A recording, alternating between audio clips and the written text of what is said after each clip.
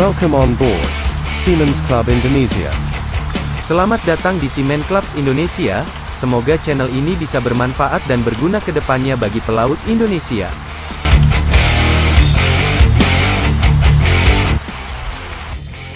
Baiklah, kali ini kami akan menjelaskan mengenai jenis-jenis kapal kargo. Secara umum kapal yang biasanya mengarungi lautan di dunia. Kapal kargo terbagi menjadi 3 jenis, yaitu 1. Dry cargo, 2. Liquid cargo, dan 3. Spesialis cargo. Masing-masing kapal jenis tersebut dibagi lagi menurut pemanfaatan dari kapal itu sendiri. Untuk kapal dry cargo terdiri dari 1. General cargo vessel, 2. Bulk carrier, 3. Container vessel, 4. Cargo river, 5. Ro-ro vessel. Dan, untuk kapal liquid cargo terdiri dari 1. Crude carrier, 2. Product carrier, 3. Liquid gas carrier, 4. Chemical carrier. Sedangkan kapal spesialis kargo terdiri dari 1. Passenger vessel, 2. Livestock carrier, 3. Heavy lift atau project cargo vessel, dan yang terakhir, 4. Tak. Dry cargo adalah kapal yang paling umum di perniagaan dunia. Mereka dilengkapi dengan peralatan pemuatan kargo mereka sendiri, biasanya dalam bentuk kren. Kargo yang ada akan disimpan di palka yang berbeda agar kecepatan serta efektivitas proses bongkar atau muat bisa dimaksimalkan, dan ini semua tergantung pada awak kapal dan pekerja pelabuhan atau buruh bongkar muat pelabuhan. Kapal-kapal tersebut kadang mengoperasikan layanan reguler antara 2 atau lebih pelabuhan, tetapi juga dapat beroperasi di mana kapal akan pergi kemanapun mereka diperlukan dalam pengertian sesuai charter. Baik, saya akan memperkenalkan bagaimana gambaran kapal yang termasuk kapal dry cargo. General cargo vessel. General cargo biasanya dikenal sebagai breakbulk, yang menggunakan palet atau jaring, dan untuk mengangkat kargo biasanya kapal general cargo dilengkapi dengan kren. Kapal-kapal ini juga dapat membawa kargo yang longgar dan tidak teratur. Dalam hal ini awak kapal dan buruh pelabuhan dapat mengemas kargo agar dapat meminimalkan kerusakan dan memaksimalkan ruang. Meskipun sebagian besar digantikan oleh kapal curah dan peti kemas, kapal general cargo umumnya masih beroperasi di seluruh dunia. Kapal kargo curah atau kapal bulker adalah kapal untuk dagang yang dirancang untuk mengangkut kargo curahan package, seperti contoh batu bara dan semen. Adapun kelebihan dari kapal ini mempunyai daya angkut yang besar. Kapal pengangkut barang curah merupakan kapal barang yang berfungsi untuk mengangkut barang-barang seperti batu bara, semen, biji-bijian, biji logam dan lain-lain. Kapal bulker biasanya terdapat 3, 7 atau 9 palka.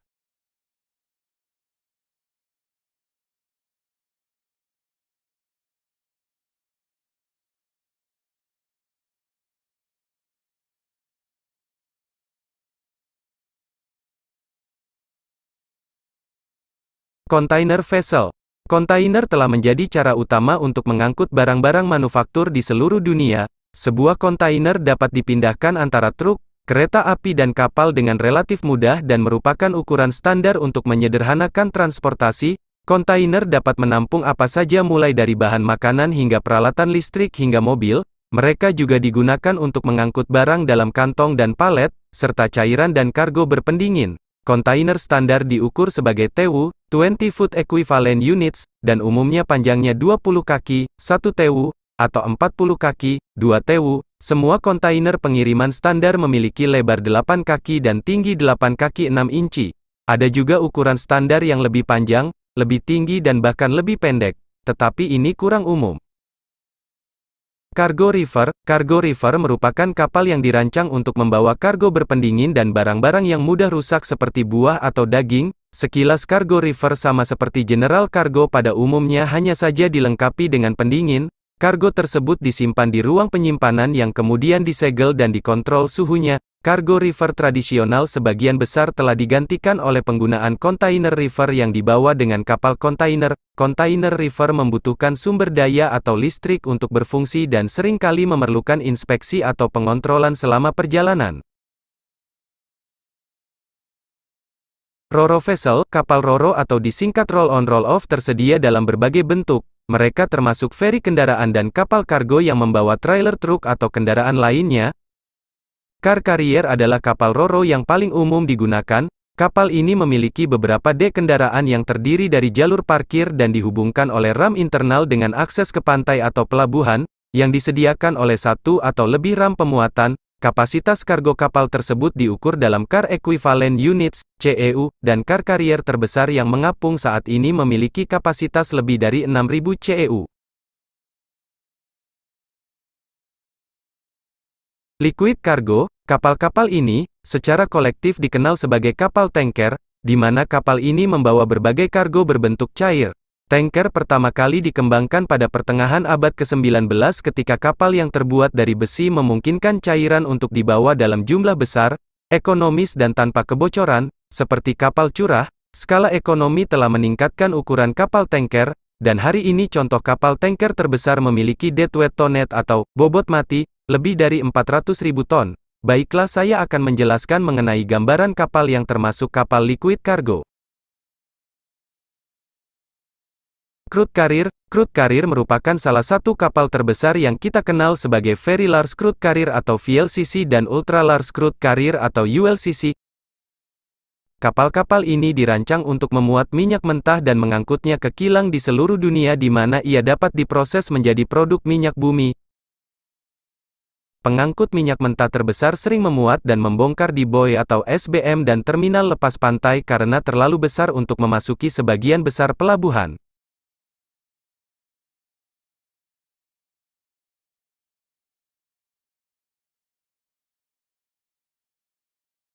Produk karir merupakan kapal yang umumnya lebih kecil dari kapal pengangkut minyak mentah atau crude carrier.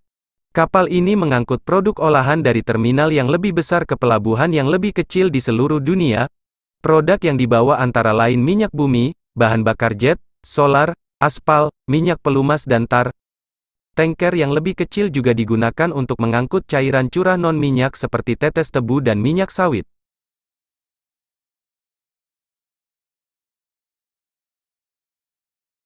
Liquid gas carrier, kapal ini dirancang untuk membawa liquefied petroleum gas LPG atau liquefied natural gas LNG, dengan bertekanan tinggi. Tangki kargo kapal ini umumnya berbentuk bola untuk kekuatan. Kapal pengangkut LNG biasanya lebih besar dari yang membawa LPG. Kapal pengangkut LNG terbesar adalah kapal Q-Max dengan kapasitas gas hingga 266.000 meter kubik.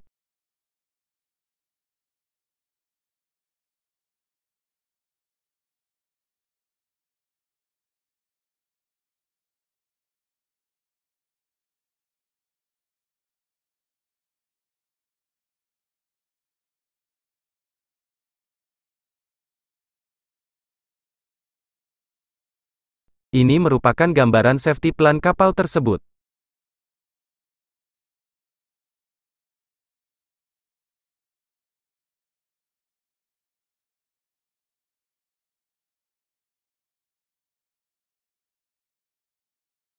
Chemical carrier. Kapal ini biasanya memiliki bobot mati 5.000 sampai 40.000 ton.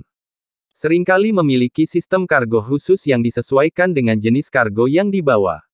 Sistem ini dapat mencakup peralatan pemanas atau pendingin dan sistem pembersihan canggih untuk memastikan kargo mempertahankan kemurniannya saat dimuat ke dalam tangki serbaguna atau multipurpose tank. Secara umum, chemical tanker atau pengangkut bahan kimia dalam jumlah besar digolongkan menjadi 3 jenis. Type 1. Tanker dimaksudkan untuk mengangkut produk dengan bahaya lingkungan dan keselamatan yang sangat serius yang memerlukan tindakan pencegahan maksimum untuk mencegah kebocoran kargo. Type 2. Kapal tanker yang dimaksudkan untuk mengangkut produk dengan bahaya lingkungan dan keselamatan yang cukup parah membutuhkan tindakan pencegahan yang signifikan untuk mencegah keluarnya kargo tersebut. Type 3. Tanker dimaksudkan untuk mengangkut produk dengan bahaya lingkungan dan keselamatan yang cukup parah untuk memerlukan tingkat penahanan yang moderat untuk meningkatkan kemampuan bertahan hidup dalam kondisi rusak.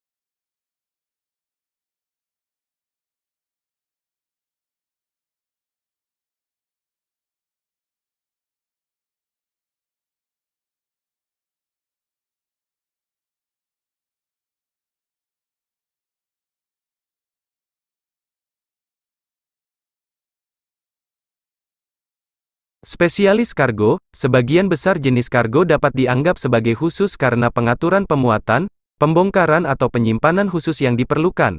Namun, banyak kargo semacam itu, dipindahkan dengan keteraturan dan kemudahan sedemikian rupa sehingga istilah khusus memiliki arti baru. Untuk tujuan artikel ini mengacu pada kargo yang sulit untuk dikategorikan sebagai kering atau cair, atau untuk kargo yang relatif sulit untuk ditangani. Baiklah, saya akan menjelaskan gambaran kapal yang termasuk spesialis kargo.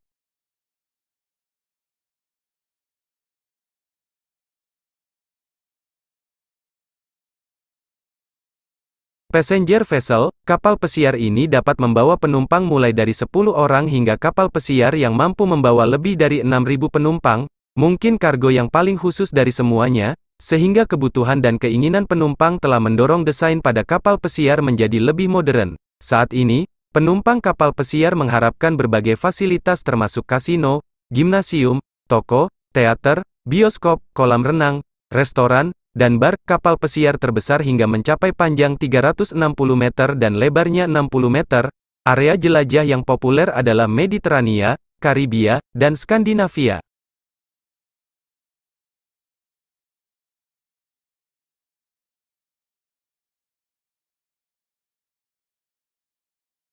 Livestock carrier.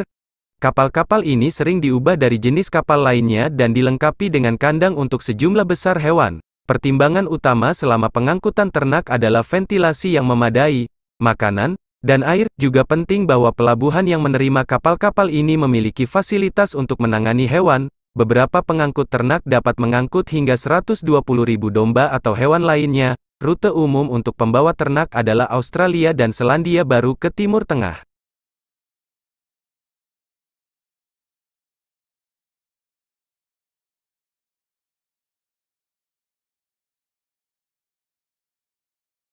Heavy lift atau project cargo vessel, kapal ini sering dibuat khusus untuk mengangkut barang-barang yang sangat berat atau besar seperti kapal lain dan komponen industri besar. Misalnya, kapal ini digunakan untuk mengangkut anjungan lepas pantai dari lokasi konstruksi ke lokasi pengeboran.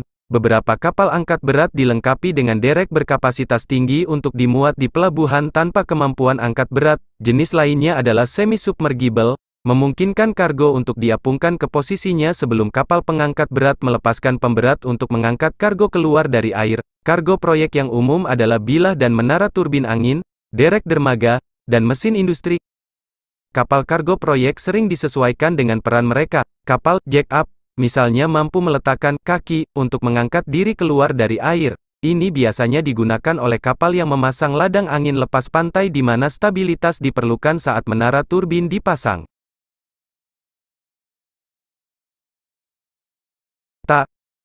Kapal tunda masih sangat penting bagi industri maritim. Kapal tunda modern sangat mudah bermanuver dengan daya tarik yang bisa melebihi 100 ton. Kapal tunda pelabuhan sangat umum di pelabuhan di seluruh dunia. Kapal-kapal ini membantu dalam berlabuh, menyandarkan kapal, mengeluarkan kapal dan memindahkan kapal-kapal besar atau berat dalam batas-batas pelabuhan. Kapal tunda juga digunakan untuk membantu kapal selama cuaca buruk atau saat membawa kargo berbahaya.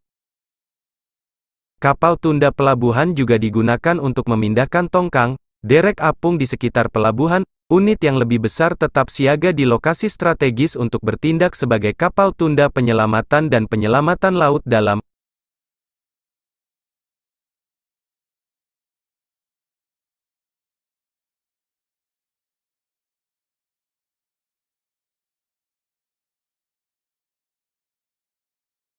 Kapal tunda juga digunakan untuk menarik tongkang dari pelabuhan ke pelabuhan dan memindahkan struktur besar seperti anjungan lepas pantai dan unit penyimpanan terapung. Beberapa kapal tunda dapat mendorong tongkang. Ini sangat umum di sungai di mana kapal tunda mampu mengerahkan lebih banyak gaya putar pada kapal. Ada juga kapal tunda yang dirancang untuk memasukkan ke dalam tongkang atau lambung kapal. Bagi yang senang silakan klik like, bagi yang ingin berkomentar atau memberi masukan silakan klik komen, bagi yang belum mengikuti silakan klik subscribe, dan bagi yang tidak ingin ketinggalan video selanjutnya mengenai dunia pelaut silakan bunyikan lonceng di bawah. Terima kasih.